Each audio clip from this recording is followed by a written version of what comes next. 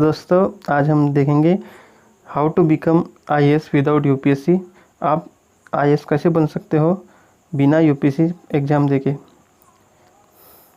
इसका एक ही तरीका है, एसएससी सीजीएल। आप एसएससी सीजीएल एग्ज़ाम दोगे तो आप आईएएस बन सकते हो 2 प्रमोशन के बाद।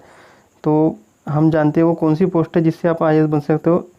ASO, assistant section officer in central secretary service, जो कि एसएससी सीजीएल देने के बाद हो आप लोग उसमें आप जॉब पे लगते हो। उसमें आप लगने के बाद 2 प्रमोशन के बाद आप आईएएस बनते हो। ये जो जॉब रहती है ज़्यादातर मिनिस्ट्री में रहती है, सेंट्रल मिनिस्ट्री, और आपका जो लोकेशन है जॉब का वो दिल्ली में रहेगा। ठीक है, तो ये हो गया आईएएस। आप आईएएस कैसे बन सकते हो। और इसके बाद ये सीजीएल से आप सिर्फ आईएएस ही नहीं तो आईपीएस, आईआरएस और आईएफएस भी बन सकते हो। अभी हम इसको डिस्कस करते हैं कैसे क्या हम बन सकते हैं। आप मेरे चैनल एलिमेंट्री स्टडी को लाइक करें, सब्सक्राइब करें और कमेंट करें।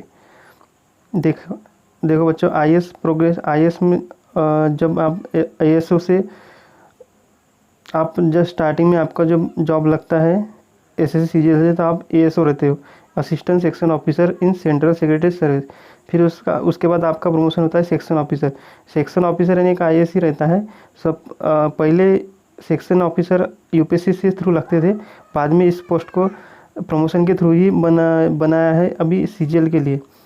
अभी वहाँ पे डायरेक्ट यूपीएससी से थ्रू नहीं लगते। तो आप जब आप वहाँ पे 2 प्रमोशन के बाद आप लगोगे आईएएस में, तो आप असिस्टेंट सेक्रेटरी रहोगे।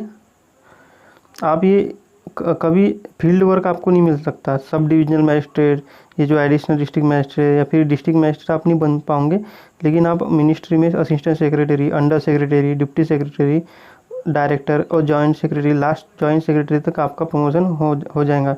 और आप ये देख सकते हैं साइड में सैलरी वगैरह क्या है, जॉइंट सेक्रेटरी की, डायरेक्टर की, डिप्टी सेक्रेटरी की। ठीक है, उसके बाद आप दूसरी एक पोस्ट है CBI in SI in CBI, sub inspector in central bureau of investigation. आप भी एसएससी सीजीएल से वहाँ पे लग सकते हो।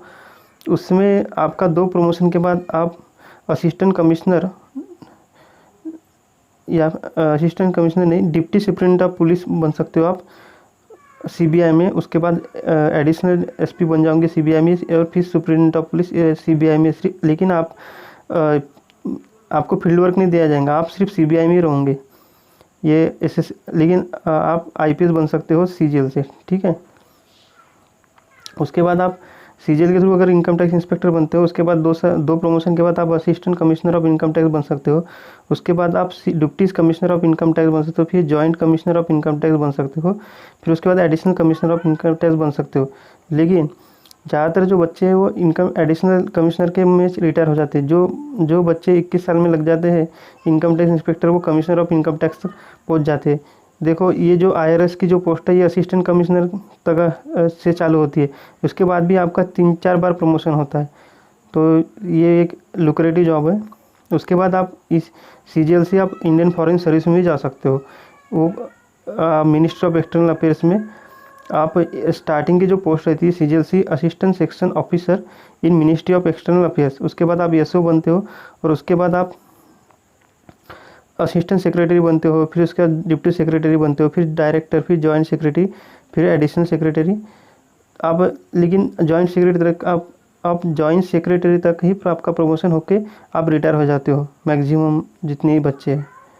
और आप अगर एम्बेसी में रहोगे तो यानी बाहर के जो देश, हमारे जो देश के जो रहते हैं एम्बेसडर वगैरह का ऑफिस रहता है, उसमें आप एम्बेसी में रहोगे तो स्टार्टिंग में आपका 2 प्रमोशन के बाद 3rd सेक्रेटरी होंगे, फिर 2nd सेक्रेटरी, फिर 1st सेक्रेटरी, फिर काउंसिलर, बस हो गया। इसके बाद आपका प्रमोशन नहीं होता। तो दोस्तों, आप बिना यूपीएससी देखकर भी आप आईएएस, आईपीएस और आईआरएस और आईएफएस बन सकते हो। आपको मेरी वीडियो अगर पसंद आई होंगी तो लाइक करें, सब्सक्राइब करें मेरे चैनल एलिमेंट्री स्टडी को। धन्यवाद।